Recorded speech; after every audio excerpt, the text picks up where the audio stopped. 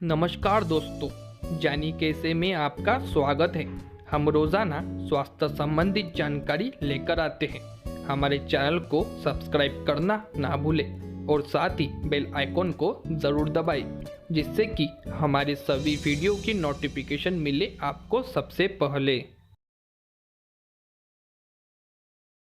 इस नुस्खे को तैयार करने के लिए आपको कुछ ज़रूरी चीज़ों की आवश्यकता होगी, जैसे कि अजवाइन, जीरा, अदरक, काली मिर्च, गुड़, दालचीनी, तुलसी के पत्ते आदि।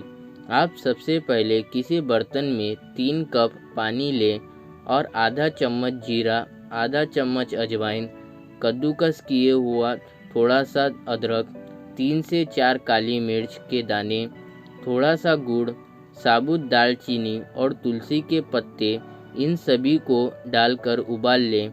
जब पानी लगभग 1.5 कप रह जाए तब इसे छान लें और ठंडा कर इसमें थोड़ा सा शहद मिलाकर सेवन करें।